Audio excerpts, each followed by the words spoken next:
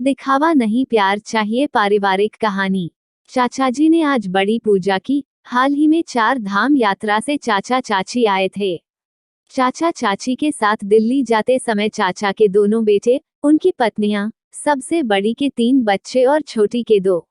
उनकी एक बेटी और दामाद भी थे और बेटी को एक बेटी और एक बेटा भी थे। चाचा ने सबके लिए प्लेन ट्रिप का आयोजन किया था। दिल्ली, चंडीगढ़ आदि के आसपास के कुछ हिस्सों में 3 दिनों तक यात्रा की और बाकी सभी हवाई जहाज से वापस आ गए। हालांकि चाचा चाची आगे निकल गए। कई सालों से चाची चाहती थी कि कम से कम एक बार तीर्थ यात्रा पर जाए। बेचारी चाची ने जीवन भर केवल मेहनत की थी। जब उनकी शादी हुई तो वह जॉइंट फैमिली वाले घर में आई। इसके अलावा घर में बड़ी बहू होने के कारण घर में 2 देवर और 3 नंद की शादी, प्रसव सब चाची ने की। चाचा की सरकारी नौकरी थी लेकिन एक साधारण लिपिक की। उस समय तनख्वाह बहुत कम थी, इसलिए उन्हें हर समय कड़ी मेहनत करनी पड़ती थी।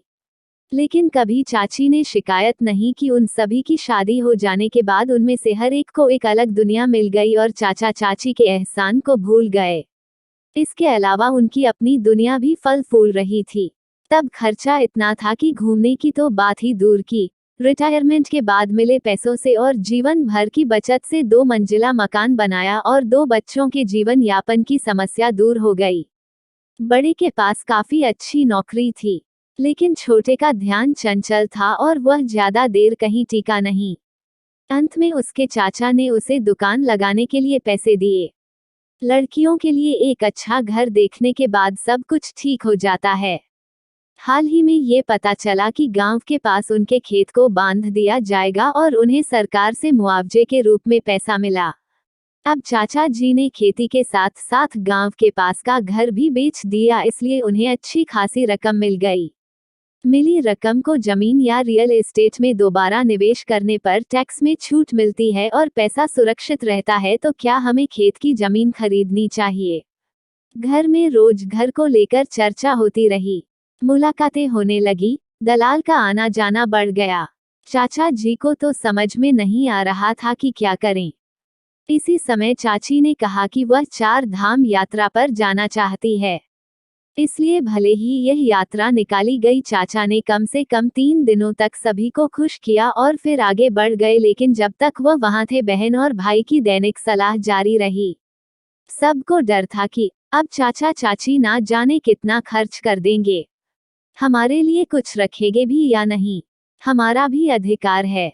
जब तीनों बच्चों के माता पिता का फोन आया तो आप जब वापस आए तो वो यही सुझाव देंगे कि हम ये फ्लैट खरीद ले या खेती बाड़ी आदि देखें। 17-18 दिनों के बाद चाचा चाची वापस आए और गंगा पूजा का कार्यक्रम तय किया। रात के खाने के लिए 100-150 लोगों को आमंत्रित किया गया था। तीनों लड़कों को ये बिल्कुल पसंद नहीं था, लेकिन वो सबके सामने बहुत खुशमिजाज होने का दिखावा कर रहे थे। दावत और पूजा अच्छी तरह से हो गई और सभी अपने अपने घर चले गए। घर में केवल तीनों बेटों का परिवार था और सभी तोहफे देख रहे थे। वास्तव में वे असमंजस में थे कि पैसों के विषय पर कैसे चर्चा की जाए।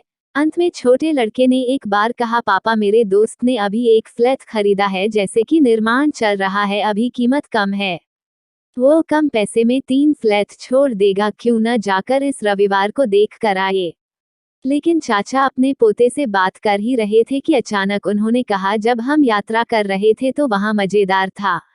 एक मंदिर में बहुत अच्छा उत्सव चल रहा था। रात का खाना चल रहा था, बहुत भीड़ थी और बहुत सारे व्यंजन पके हुए थे। उसी वक्त मंदिर पर भजनों और श्रद्धालुओं ने नृत्य किया। मैं धीरे धीरे यहाँ सोचकर मंदिर के दर्शन मिलेंगे या नहीं, लेकिन कमरा बिल्कुल खाली था। हर कोई बाहर था और भगवान और मैं कमरे में अकेले थे।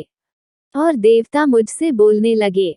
उतने में बड़ा बेटा गुस्से से बोला, पापा राजू जो कह रहा है क्या आप सुन रहे हो? लेकिन पापा ने इस बात को पूरी तरह से अनसुना कर दिया और बात करते रहे।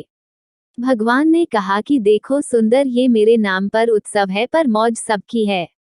सुबह पूजा हो चुकी थी, फूल पत्ते पानी मुझ पर रखे, अब वह फूल पत्ते सड़ रहे हैं, उसकी दुर्गंध फैल रही है, उसमें के कीड़े मुझ पर चल रहे हैं और अब इस गंदगी को कोई साफ नहीं करना चाहता। 5-6 बार आरती कर दी गई, लेकिन अब साउंड प्रोजेक्टर से भरपूर संगीत और कर्कश गाने बज रहे हैं। सब खाने पीने में लगे हैं, लेकिन मुझे भोग लगाना भूल गए। जैसे ही चाचा जी कुछ और कहने वाले थे, उतने में उनकी बेटी मिष्टी गुस्से में बोली, क्या फालतू की बातें कर रहे हो पापा? पापा आप व्यस्त नहीं है यू, लेकिन हम इतने काम में इतने व्यस्त होते हुए भी आपके लिए ही आए हैं, और आपकी ये क्या बकवास चल रही है?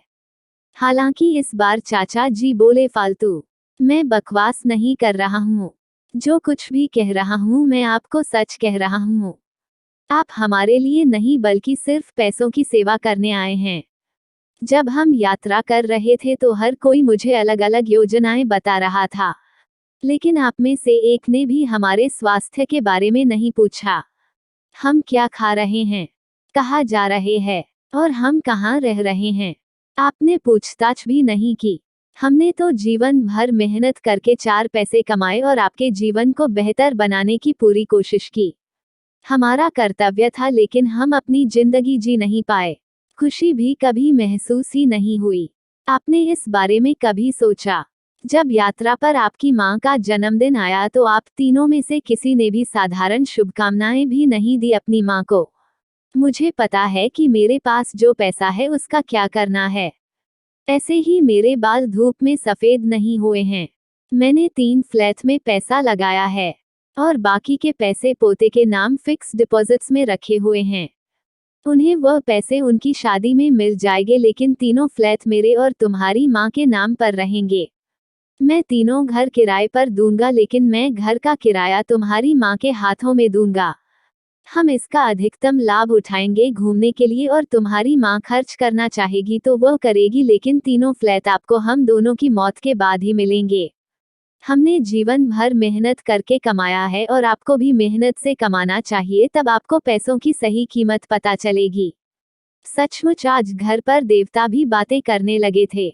मंदिर के भगवान को साज सजावट और दिखावा नहीं चाहिए, उन्हें मन से भक्ति चाहिए, और घर में देवताओं को चाहिए थोड़ा सा प्यार। क्या उन्हें ये सब मिलेगा? यदि ये कहानी आपको पसंद आई हो तो अपने दोस्तों और अन्य लोगों के साथ शेयर जरूर करिएगा।